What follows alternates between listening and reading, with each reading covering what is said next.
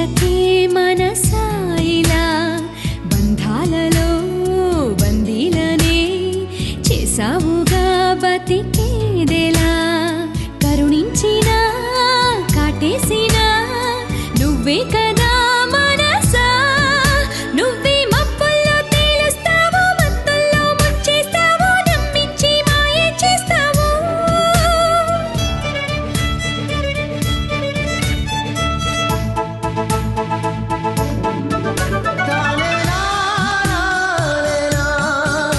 అవునంటూ కాదంటూ రేపేవో కలవరమే ఆరాటమే అను నిత్యము సంతోషం సంతాపం నీ బొమ్మ బొరుసులుగా ఆడేవులే ఒక నాటకం ఓర్పువై ఓదార్పువై ఓడితే నీ తూర్పువై కష్టాలనే మరి ఇష్టాలుగా మలిచేవుగా మనసు చూడతరమా మనసు చూడతరమా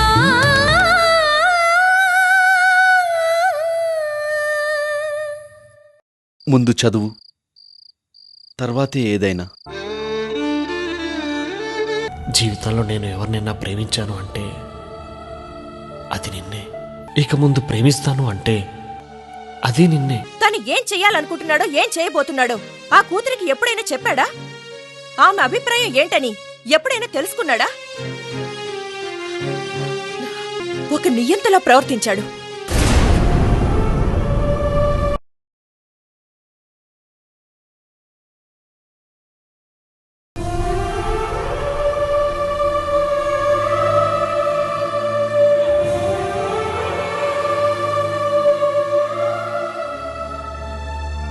ఒక మంచి పని చేయడానికి ఎవ్వరి అనుమతి తీసుకోవాల్సిన అవసరం ఆ తండ్రికి లేదు. దాన్నే అహంకారం అంటారు. మీకు మంచి అనిపించింది, ఆ తండ్రికి మంచి అనిపించింది ఆ కూతురికి మంచి అనిపించాలని లేదుగా.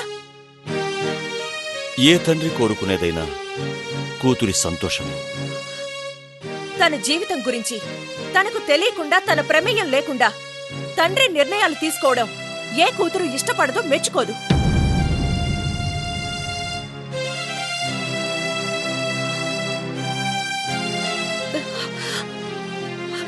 మిస్టర్ జస్టిస్, నల్ల కోటు తీసి పక్కన పెడితే ఒక తండ్రిగా మీరు హంతకులే.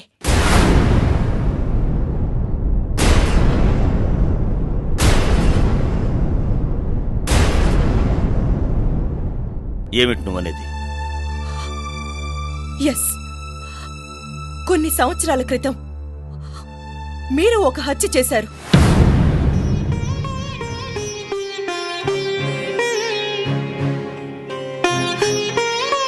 నా సంతోషాన్ని హత్య చేశారు.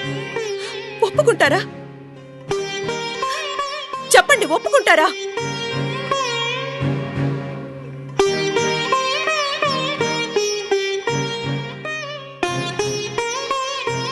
నేను సూర్యుని ఇష్టపడ్డాను. అది ఇష్టం లేని మీరు అతన్ని బెదిరించి భయపెట్టి పారిపోయేలా చేశారు. అది హత్య కాదా?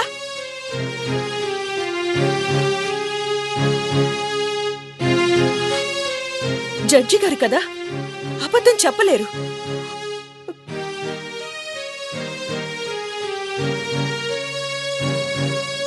హత్య చేసిన గోపాలరావు గారికి శిక్ష వేశారు. మరి నా విషయంలో మీకే శిక్ష వేయాలి?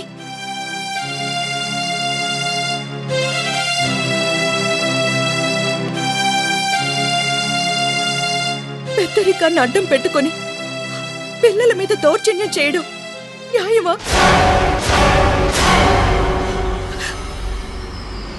మాకు జన్మనిచ్చారు కదా అని మా స్వేచ్ఛ స్వాతంత్రాల్ని లాగేసుకోవడం ధర్మమా? ఈ పల్లవికి జీవితంలో మారదా? ఎవరు మారారని పల్లవి మారటానికి? అది కాదర్చన, దెబ్బ తగిలినప్పుడు దానికి మందు వేసి మాన్పించడానికి ప్రయత్నించాలి కానీ ఇలా రేపుకుంటే తగ్గుతుందా? పల్లవికి గాయమయ్యింది శరీరానికి కాదు, మనసుకి. అంటే నువ్వు పల్లవికి సపోర్ట్ చేస్తున్నావా? నిజాలు మాట్లాడుతున్నా. మధురమైన జ్ఞాపకం కన్నా మరుపురాని బాధకే వయసెక్కువ.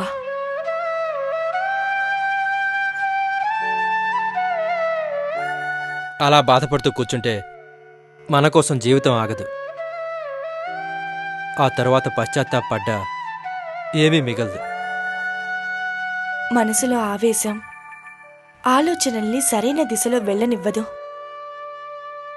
ప్రస్తుతం పల్లవి పరిస్థితి అదే. ఛ!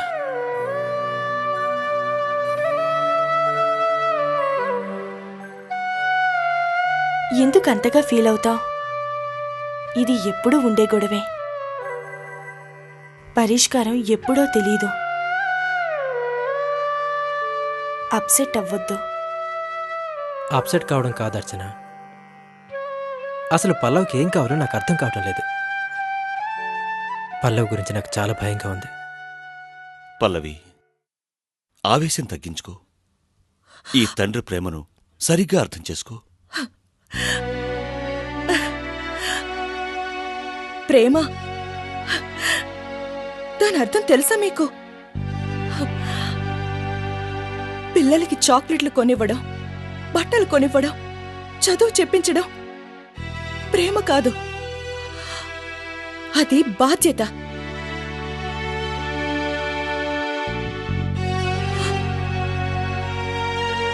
ప్రేమంటే అర్థం చేసుకోవడం.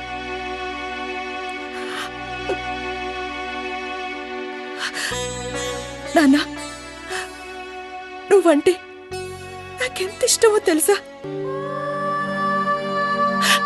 నిన్ను ఎంతగా అభిమానిస్తున్నానో తెలుసా? కానీ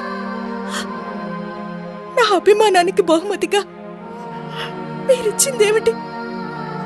కన్నీళ్లు, నిరాశ, వైరాగ్యం. జీవితం అంటే అసహ్యం. పల్లవి,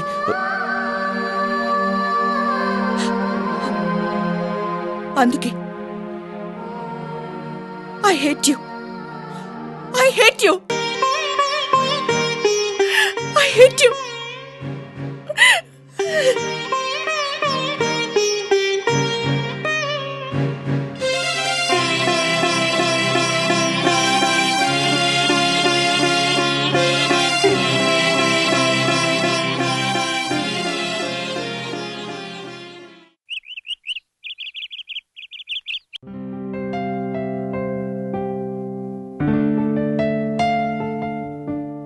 నీ కాలేజ్ సంగతులు ఏంట్రా? మాకేమన్నాయా హ్యాపీ. మీ లాయర్స్ కంటే లేనిపోయిన టెన్షన్స్ ఉంటాయి గానీ. వదినా, 1 మోర్ దోశ అర్జెంటుగా. వస్తున్నాను. మెల్లిగా తినొచ్చు కదరా.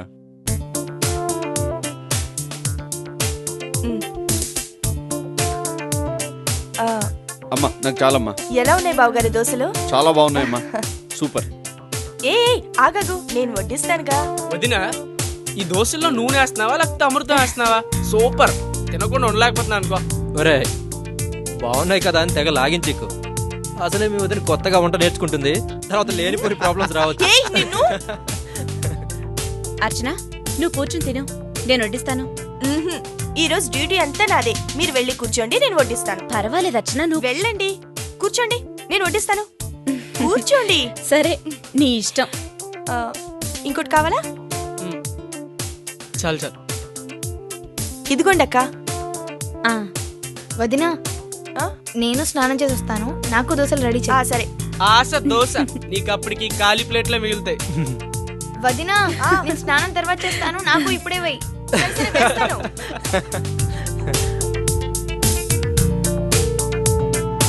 అలా ఫైనల్ గా కేసుని మనమే గెలిచాం sir. Oh I see. Good morning everybody. Good morning నాన్నగారు. నువ్వు కూర్చో కిషోర్. లేదు మావయ్య, కొంచెం అర్జెంట్ వర్క్ ఉంది, వెళ్ళాలి. రాగిణి దోశలు అద్భుతంగా చేస్తుంది, డోంట్ మిస్ ఇట్. అయ్యో మావయ్య గారు, ఈరోజు దోశలు చేసింది నేను కాదు, Archana. Good morning uncle. Good morning Kishore. Good morning. Good morning. Archana బాగా చేస్తుంది నాన్నగారు. గ్రేట్. కిషోర్, ఈరోజు ప్రార్థన రాలేదా? క్లాస్ టీచర్ని కలవడానికి ఉత్సవ్ స్కూల్కి వెళ్ళింది. ప్రార్థన స్కూల్కా? ప్రార్థన పనులు కూడా చేస్తుందా? ఇది నిజంగా వార్తే.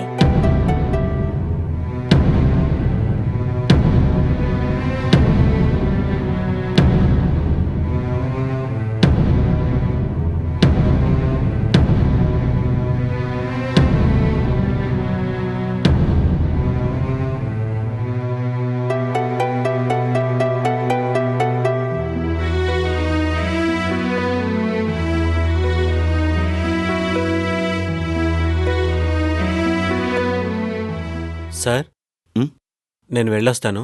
కోర్టులో కలుస్తాను. సరే.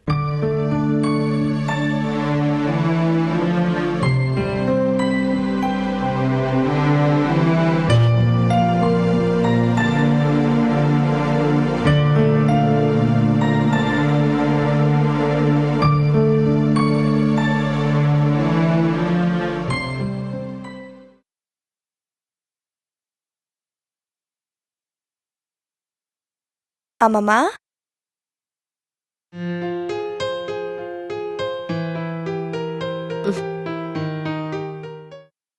అర్చనా, మీకోసం ఏం తెచ్చానో చెప్పుకోండి.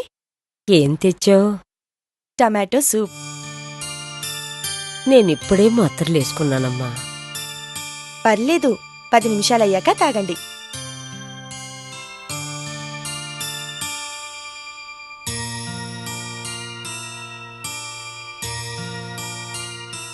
అమ్మమ్మా, చెప్పుమ్మా. నాకొక డౌటు. మీరు ఈ రూమ్ దాటి బయటికెందుకు రారు?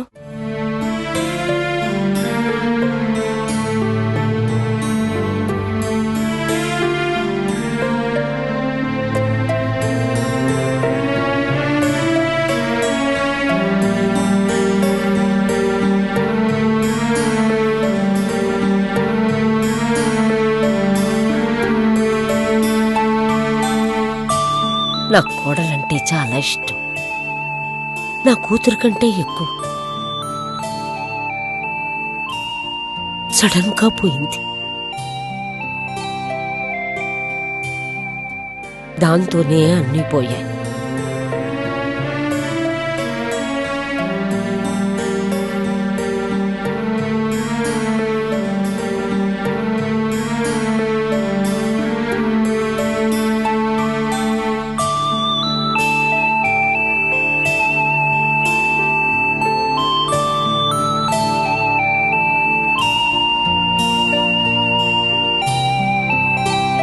కాలక్షేపంగా ఉంటుంది.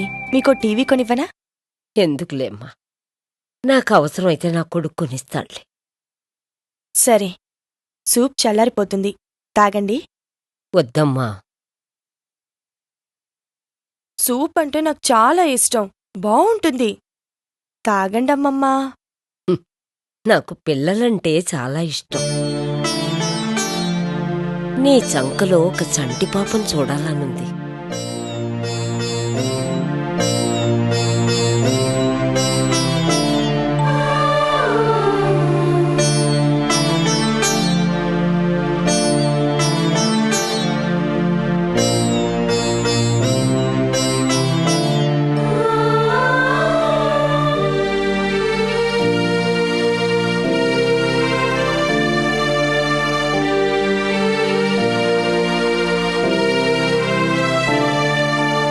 పిల్లలన్న మాట వినగానే ఎందుకంత సీరియస్ అవుతావు?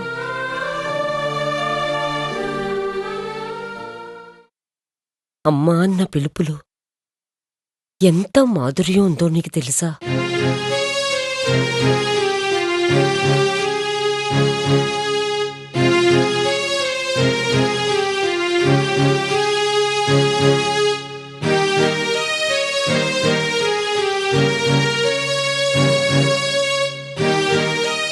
నాకా పిలుపంటేనే.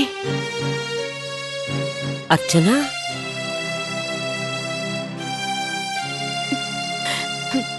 ఇక ఈ విషయం వదిలేయండమ్మమ్మా.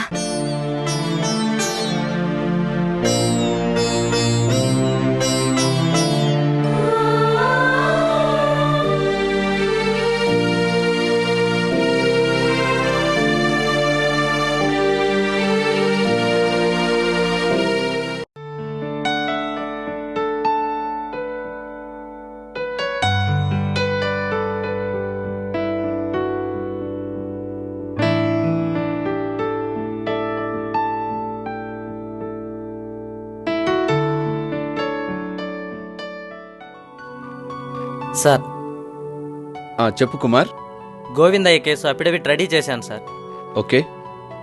కేసు డీటెయిల్స్ చెప్పమంటారా? చెప్పండి. సాక్ష్యం చెప్పిన దాని ప్రకారం హరిప్రసాద్ని హత్య చేసింది అతని క్లోజ్ ఫ్రెండ్ సుందర్రావయ్య. కానీ హత్య జరిగిన రోజు సుందర్రావు ఊర్లో లేరని ఆ డిఫెన్స్ లాయర్ ఆర్గ్యూ చేస్తున్నారు.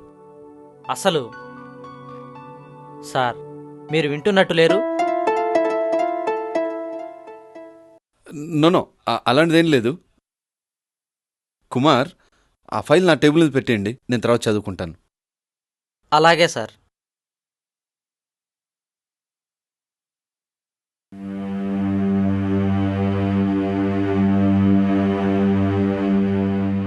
సార్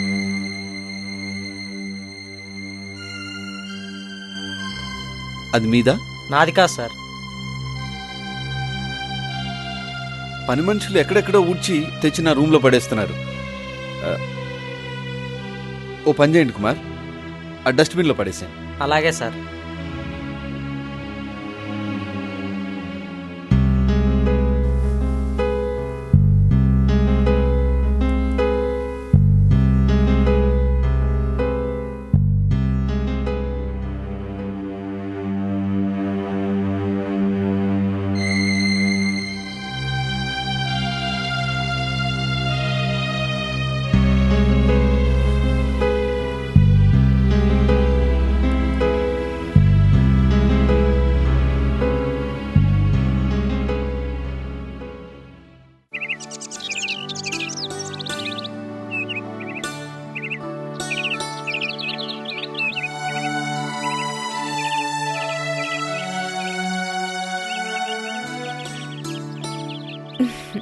ఇక్కడున్నావా?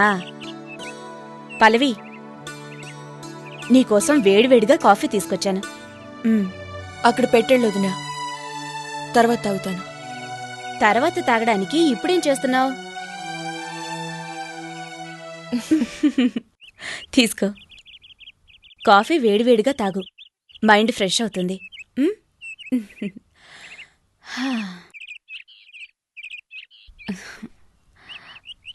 పల్లవి, చేతిలో నుంచి జారి పగిలిన గాజుబొమ్మ గురించి ఎంత బాధపడ్డా అది తిరిగి రాదు.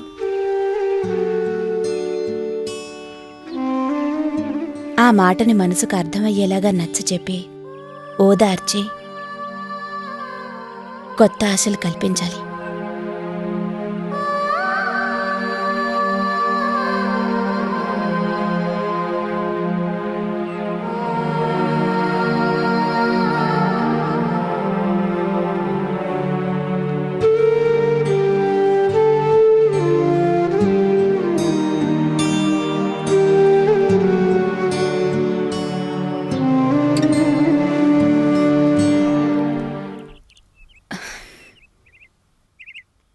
నాన్నగారితో మళ్ళీ గొడవ పడ్డావా?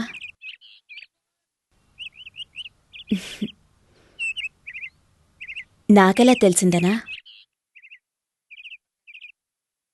రాత్రంతా మావయ్య గారి గదిలో లైట్ వెలుగుతూనే ఉంది. దానర్థం నా వల్ల కావడం లేదు వదినా, మర్చిపోలేకపోతున్నాను.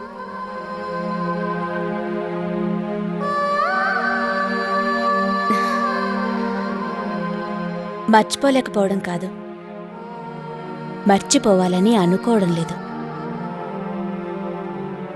అదే సమస్య.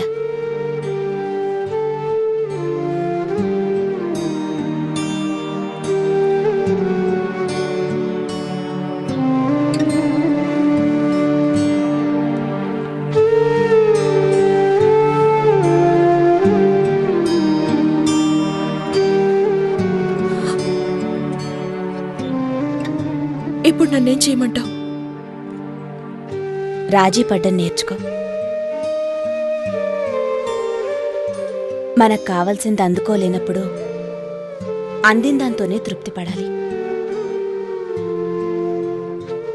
నువ్వు చెప్పేది వినడానికి బావుంటుంది, కానీ జ్వరం తగ్గాలి అంటే మందు చేదుగా ఉన్నా బలవంతంగానైనా వేసుకోవాలి.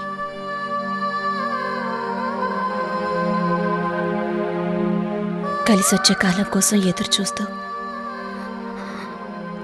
ఆశగా బ్రతకాలి. ఇప్పుడు నేను చేస్తుంది అదే. వదినా, నీ ప్రాబ్లం ఏంటి?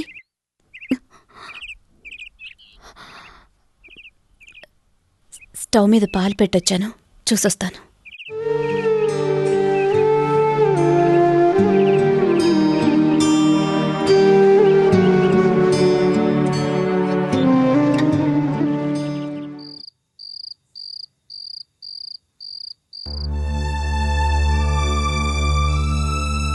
నల్ల కొట్టు తీసి పక్కన పెడితే ఒక తండ్రిగా మీరు హంతకులే. నేను సూర్యుని ఇష్టపడ్డాను.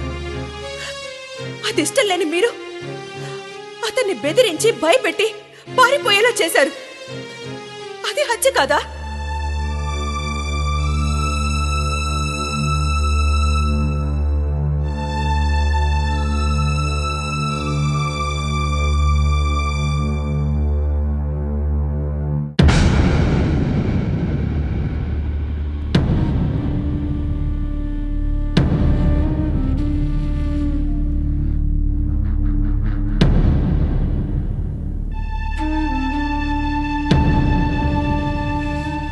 మిస్టర్ సూర్యప్రకాష్, కొందరికి జీవితంలో ఎంతో కష్టపడ్డా ఏమీ దొరకవు. మరికొందరికి ఏమీ కష్టపడకపోయినా అన్నీ దొరుకుతాయి. వాళ్ళని అదృష్టవంతులు అంటారు. నా దృష్టిలో నువ్వు కూడా అదృష్టవంతుడివే. సార్,